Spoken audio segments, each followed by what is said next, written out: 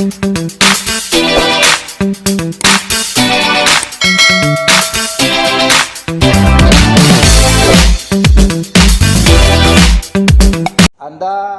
baca buku puisi kumpulan karya sastra angkatan 66 yang dihimpun oleh H.B. Yassin. Judul bukunya angkatan 66 dari 2 jilid. Itu terdiri dari kumpulan puisi dan cerpen. Ya. Hanya H.B. Yassin yang mengatakan ada angkatan 66. Sementara Rosian Anwar menolak kehadiran angkatan 66. Karena menurut Rosian Anwar tidak ada terjadi perubahan dalam karya sastra untuk angkatan 66. Tapi H.B. Yassin dengan cekatan dia menghimpun sastra karya-karya pada angkatan 66 itu, lalu dijadikannya buku, lalu itu diakui sebagai kumpulan penulis sastrawan angkatan 66. Jadi ada, kalau misalnya di perpustakaan kita tuh ada, setahu saya ada, tapi nggak tahu saya sekarang. Atau di Gramedia, warna bukunya tuh warnanya warna krem kayak begini. Satu lagi warnanya yang jilid 2 tuh agak sedikit kuat hijau pucuk. Ya. Nah, dari sana kita bisa melihat gitu. Angkatan 66 itu kita bisa melihat, kalau kita baca, kalau misalnya saya katakan kepada Anda, apa ciri khasnya puisi angkatan 66? Setelah kita lihat karya itu, mayoritas itu puisinya pendek-pendek. Satu.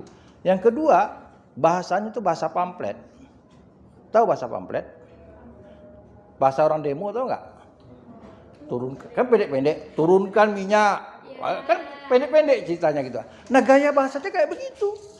Karena angkatan 66 itu lahirnya ketika terjadinya demo menjatuhkan Orde Lama, pemerintah Soekarno, menjadi Orde Baru. Jadi sastrawan mengambil peran pula dengan cara menciptakan. Nah, saya beri contoh lagi misalnya, Anda akan jumpai ada puisi, kalau ingin jadi tinggi, panjatlah pohon tinggi-tinggi katanya. Kalau mau besar, teriaklah besar keras-keras katanya. Jadi orang begitu rupanya dulu begitu. Kalau ingin jadi tokoh, ya teriaklah besar-besar. Jadi tokoh lah dia. Gitu. Atau Anda membaca karya W.S. Rendra. Ada buku W.S. Rendra yang dulunya pada Orde Baru dilarang terbit. Judul bukunya Potret Pembangunan dalam Puisi, antologi puisi, yang mengkritisi tentang kondisi pembangunan Indonesia pada masa itu, pada zaman Orde Baru. Judul bukunya itu Potret Pembangunan dalam Puisi. Nah, dia katakan begini, bersatulah pelacur-pelacur ibu kota, katanya. Kibarkanlah, mohon maaf saya katakan, dia menggunakan kata kibarkan kutang-kutangmu. Karena dia menganggap, dia melihat bahwa pejabat itu lebih, pada masa itu lebih suka berpoya-poya gitu. Atau dikatanya begini, mengisap sebatang disong, melihat kota Jakarta. Lalu, kenapa kok diksinya kayak begini? Dia pilih. Ya karena kondisi pembangunan pada masa itu, menurut Rendra, potretnya itu. Tapi kita lihat lagi karyanya yang lain, misalnya Nyanyian Angsa atau sajak belada yang lain, Rik dari Corona.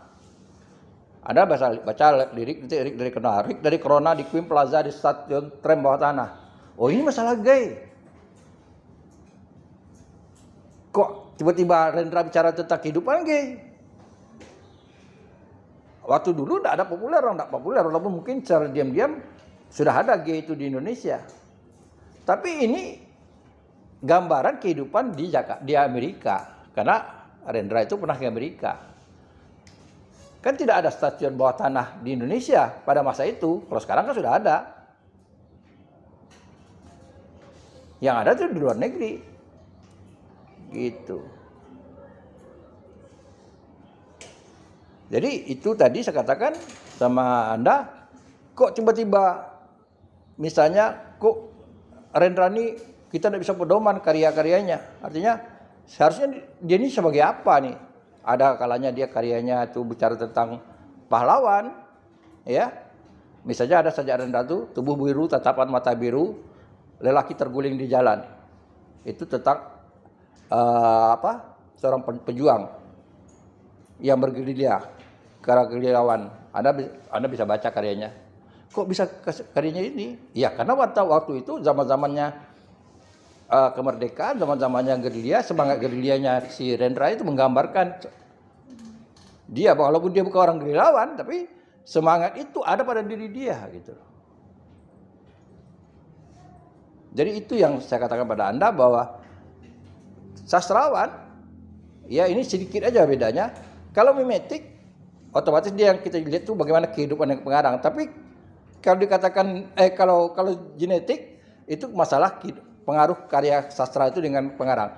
Tapi kalau mimetik pasti kehidupan lingkungan. Tadi seperti saya katakan tadi, kita bicara Rendra, memang kehidupan pada masa itu gay sedang berkembang di Amerika. Gitu.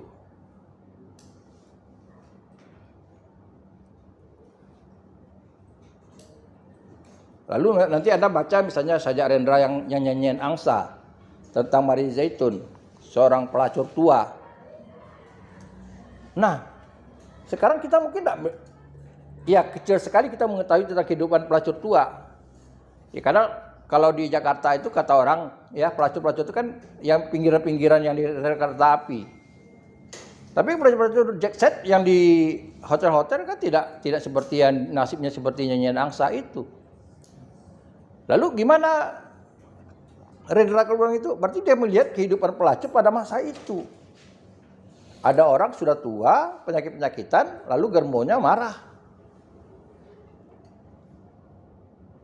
Gitu. Itu Anda baca di puisinya nyanyian angsa itu. Jadi itulah yang dikatakan di mimetik itu cermin kehidupan pada masyarakat pada masa itu. Dan ini juga Anda bisa lihat misalnya dalam sastra-sastra lisan. Di masyarakat kita, misalnya di Rohul, di Kwansin itu dikenal ada namanya kayai. Hikayat asal katanya. Kalau di Rohul itu ada koba. Kalau di Minangkabau itu ada namanya kaba. Ya. Itu biasanya diiring dengan rebab. Itu ada nyanyian panjang ada nyanyian panjang. Ada kalanya dia bentuk prosa liris seperti nyanyian. Dan itu dia menggambarkan tentang bagaimana sejarah dari sisi sastra. Jadi kehidupan sejarah, kalau misalnya Anda nonton Randai di Minangkabau, kalau Anda cermati, dia bicarakan tentang kasus kerajaan Pagaruyung. Kehidupan Pagaruyung gitu.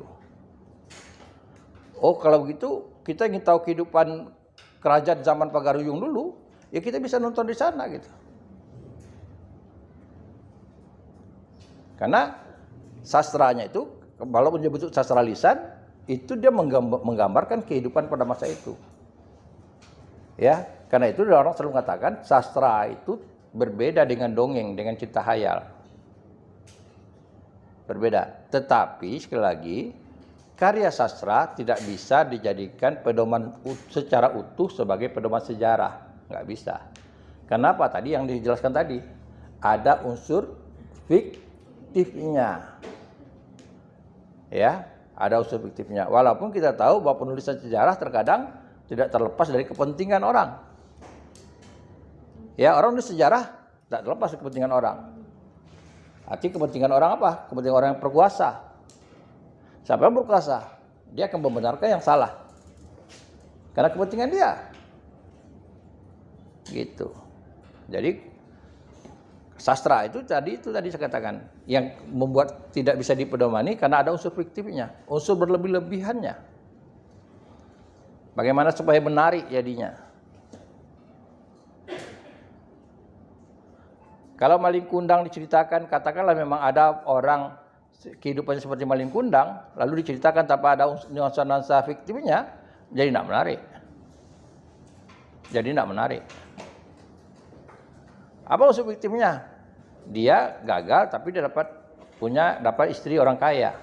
Kan itu unsur fiktifnya. Apa memang setiap orang merantau itu dapat istri orang kaya? Lebih baik tidak usah kuliah, merantau aja lah. Kan tidak harus begitu. Tapi untuk supaya menarik,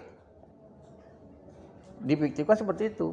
Jadi bisa saja yang namanya seperti Malin Kundang itu banyak orang merantau. Yang namanya pergi merantau itu banyak orang yang berubah nasib. Gitu. Banyak gitu. Artinya kita bisa jumpai orang-orang pergi merantau gitu. Nah, cuma perubahan nasib orang itu kan macam-macam. Kalau kita lihat orang-orang sukses itu kan rata-rata begitu. Menderita dulu gitu. Lalu bisa sukses, perjuangannya gimana gitu.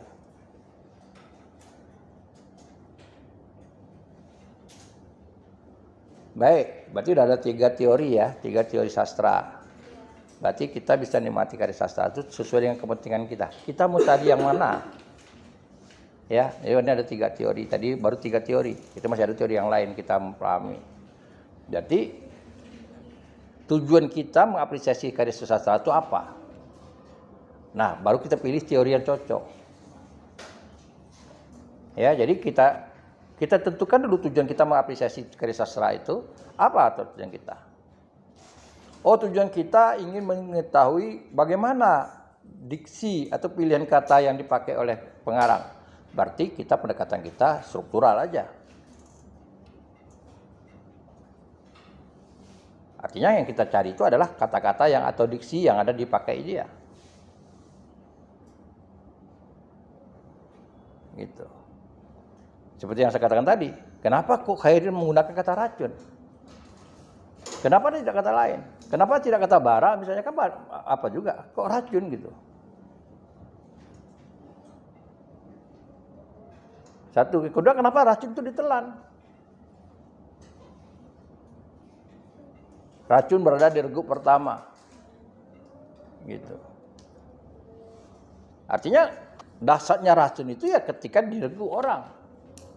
Ketika masuk di tenggorokan. Tapi kalau di luar kan tidak bahaya racun itu. Bahaya tidak racun obat nyamuk ditaruh di lemari? Kan tidak. Tapi tahu bahayanya ya coba cicipi. Nah begitu gambarnya, artinya si Khairin menggambarkan kekuatan diksi tadi. Kekuatannya dia gunakan kata racun tadi gitu sebagai gambaran. Nah, ini kalau kita ingin bicara tentang diksi. Tapi kalau kita ingin bicara tentang kehidupan masa itu, misalnya kita bicara senja di pelabuhan kecil misalnya. Kok Khairin bicarakan tentang senja di pelabuhan kecil? Anda mau tahu bagaimana senja di pelabuhan kecil itu? Sore-sore jalan-jalanlah ke Sungai Siak.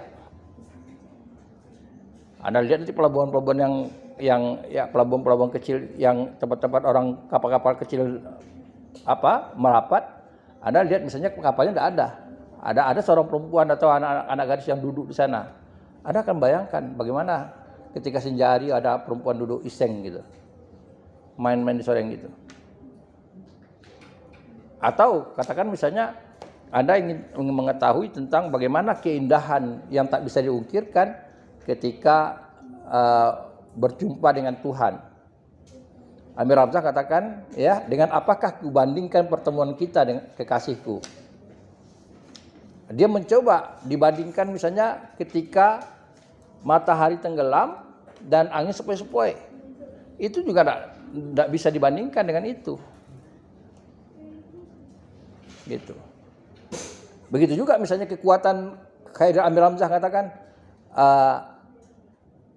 kekasihku, aku rindu rasa, rindu rupa. Bagaimana kita ingin merindukan seseorang? Ya, kita rindu dengan seseorang, dengan orang tua kita misalnya sore hari ini. Pasti kita suka, kita ingin merindukan wajah dia gitu. Jadi itu tadi konsep yang dikatakan dalam teori tadi. Berarti sudah ada 3 teori dan Anda bisa mendudukkan teori yang mana untuk pembahasan bagaimana dalam karya sastra. Jadi kalau boleh saya katakan, kita mengapresiasi karya sastra, kita harus pilih pisau bedah yang tepat. Jangan yang diperlukan adalah pisau lalu ada pakai kapak, nggak ketemu dia. Ya, jadi teorinya harus tepat. Teori yang mana yang dipakai sesuai dengan kebutuhan atau keinginan kita mengapresiasi karya sastra itu. Kalau tadi saya katakan tadi, iya. Kalau tadi saya katakan tadi misalnya kita bicara tentang mimetik, berarti yang kita bicarakan adalah kehidupan. Ya, kehidupan pada masa itu. Kalau saya katakan pada Anda misalnya, ada sastra rakyat yang mengatakan bahwa kehidupan masyarakat Melayu itu dia meramu, ya, dia berburu, dia juga artinya menjerat. Lalu Anda bicarakan sekarang, tidak ada Pak ada kehidupan sekarang. Ya sekarang tidak ada lagi. Ya, tidak ada lagi itu. Baik, sampai situ ada yang mau bertanya? Ada? Sudah mulai gelap hari? Ada? Tidak ada lampu ya?